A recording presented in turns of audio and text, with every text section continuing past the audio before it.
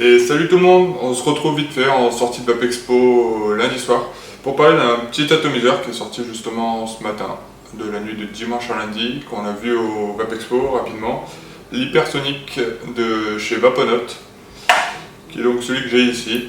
On va voir ça en gros plan, faire un petit montage et puis voir ce qu'on en pense chez Vape.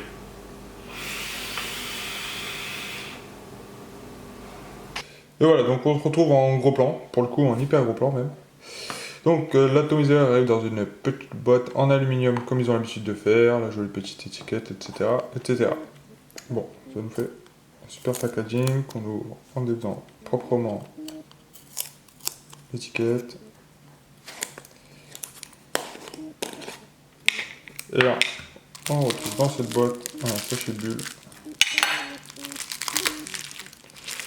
dans lequel nous avons bien évidemment l'atomiseur.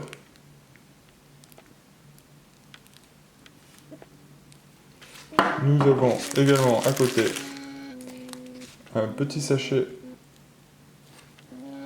avec des spares et une clé Allen. Donc les spares, ça consiste en un joint, deux vis de plot et un pin central plein. Pour ceux qui n'utiliseraient pas le bottom feeder, le pin bottom feeder est monté d'usine. Et ensuite, on a un deuxième top cap en... je dis une bêtise, c'est pas du PMMA, mais ça y ressemble en tout cas en acrylique, je pense. En polycarbonate, pour être précis. On est donc sur un atomiseur en 22 mm de diamètre. La jolie gravure en dessous, Vaponote l'hypersonic Paris. Il fait quand même 28,6 mm de haut. Donc pour être honnête, comparé à ce qu'il fait sur le marché aujourd'hui, c'est quand même pas petit. Hors drip tip et hors pin 510 bien évidemment. Et on retrouve ici, on voit déjà dépasser une chambre en ultime. Alors le démontage, comment ça se passe? La partie top cap se démonte en tirant dessus, ça tient très fermement. On va la mettre de côté pour l'instant. On retrouve ici donc plateau de montage et la fameuse cuve, d'où le RDTA. RTA même, c'est une cuve qui peut contenir 2 ml. C'est pas réellement un tank, même si la partie, on verra tout à l'heure, la chambre réduite vient presque le fermer. Mais ça permet d'avoir une certaine réserve, surtout pour ceux qui ne l'utilisent pas en bottom feeder. Ça va être vachement pratique de ne pas avoir à taper toutes les 3 tafs. Alors, comme toujours chez Vaponote, cette petite cuve se dévisse. Ça, c'est un peu leur signature. On retrouve déjà ça sur le Magister, sur le Zephyr, etc. La petite cuve qui est vissée et en fait la pièce centrale de l'atomiseur. Et donc, c'est les plots de montage avec le pin 510. On voit ici. On peut voir les trous pour passer les trous des vis, pardon, qui viennent serrer donc ici le coil. Donc là, on a quand même de quoi rentrer du gros coil. Alors, il faudra faire attention au montage. Cette petite cuve doit bien évidemment être suffisamment vissée et serrée. Et quand vous voulez démonter votre atomiseur, tenez-le par le top cap et non par la petite cuve qui pourrait se dévisser dans vos mains et vider le liquide sur votre box, votre mode et compagnie. Ça, c'était donc pour le plateau. Le top cap, lui, il n'est pas en reste. Il est ici. Et en fait, on a donc à l'intérieur une pièce en ultime. Je sais pas si on voit ça très bien, si on la voit quand même. Là, on voit justement pile poil les petits airflows, les 6 traits qu'on voit ici, donc de part et d'autre. C'est les 6 trous d'airflow qu'on retrouve tout le tour. Ici. Et c'est donc un peu ça la particularité de cette chambre, c'est que sur un fond blanc, ça se verra un peu mieux, la forme de la chambre vient épouser complètement le coil. Une fois que c'est en place ici, on a vraiment un trou cylindrique pour le coil. Et pas d'espace perdu, pas de place perdue. C'est pas non plus une chambre ultra comprimée, hein, il y a de quoi faire un vrai montage. Mais on a une chambre très réduite. Et les airflows sont à la fois taillés, comme on le voit, vers le centre et à la fois vers le bas. il y a 25 degrés d'inclinaison vers le bas, ce qui évite d'avoir des petites fuites si on se conque un peu trop fort, quand on est un peu énervé, qu'on envoie une grosse dose d'un coup.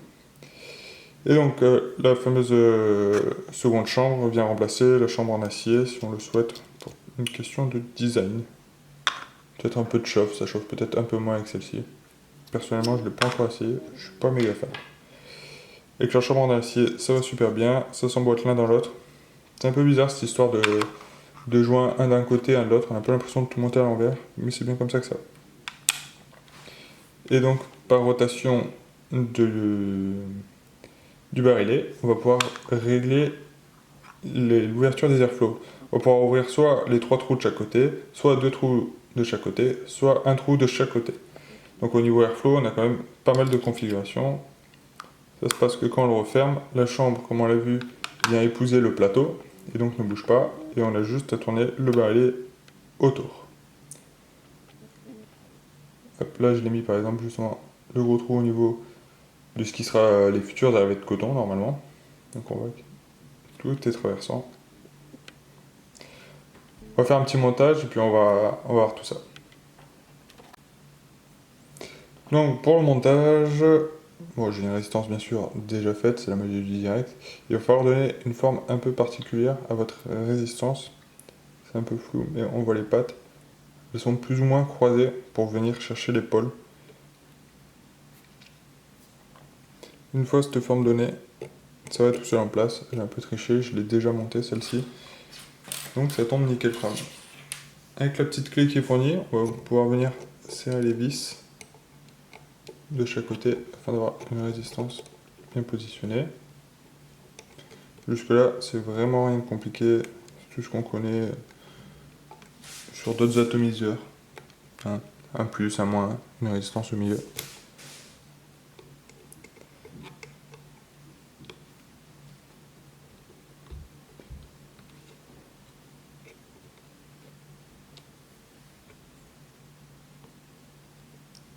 Voilà.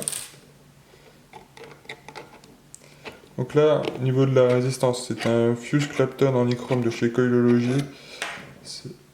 Et on est à 0,3 ohms. Peut-être un peu péchu pour ce genre d'atomiseur. Mais moi ça me va bien. L'air de rien, ça a l'air d'être des petits trous d'airflow. Mais quand vous ouvrez tout à fond, on est quand même sur une inhalation directe. Restrictive certes, hein, c'est pas un Armageddon ou chose du genre. Mais il y a quand même largement de quoi vaper à plein poumon. Donc voilà. Pour la résistance, il n'y avait rien de plus simple. Pour le coton, c'est un peu différent du fait qu'on ait une cuve, une chambre réduite, on peut pas faire n'importe quoi, n'importe comment. C'est pas non plus très délicat à faire, on est bien sur un draper, il y a à peu près tout qui marche à mon avis avec le coton. On va passer une mèche. Ouais, c'est smooth. Voilà. Oui, l'épaisseur. On va couper l'excédent.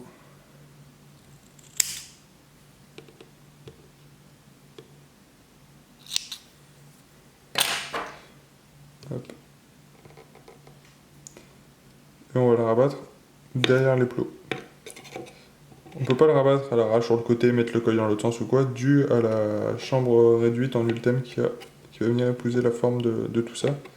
Et donc faire un cylindre totalement autour de ceci, le coton finit de réduire la chambre, et on se retrouve vraiment avec quelque chose de tout petit.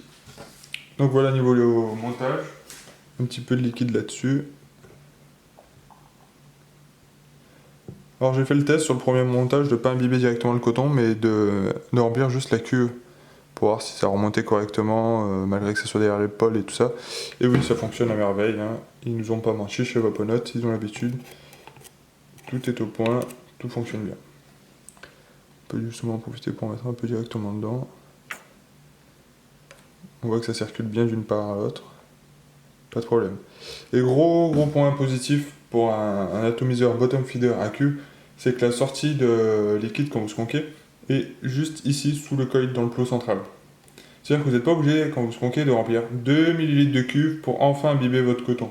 Vous imbibez d'abord votre coton et votre coil, vous pouvez directement vapoter. Si vous avez de la patience, vous pouvez au passage remplir toute la cuve. Voilà. Mais au moins, quand on est bien à sec, il n'y a pas besoin d'attendre d'avoir rempli toute la cuve, que ça imbibe tout ça, pour pouvoir vapoter. Vous y allez directement. Ouais, et ça fonctionne bien, ça fonctionne parfaitement bien.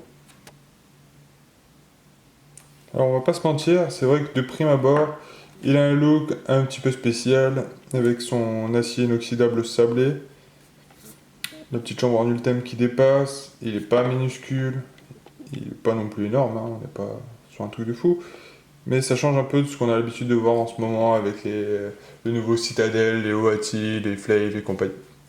Cependant, il vaut vraiment le coup d'être testé. Si vous êtes à Montpellier, vous pourrez passer ici en boutique, si vous l'avez pas essayé sur le salon déjà. Et ça vaut vraiment le coup, c'est vraiment super sympa comme vape. On se retrouve avec quelque chose d'ultra chargeant en arôme, dû à la chambre bien réduite, les arrivées de airflow bien positionnées. Vous n'avez pas de doute sur ce que vous vapez, hein, il n'y a pas besoin de 3-4 tafs pour sentir les arômes. Là, la première taf, vous avez quelque chose de complètement saturé d'arômes, et c'est quand même vachement sympa. Voilà, c'était la petite revue, si on peut dire, du nouveau hypersonique de Vaponaut.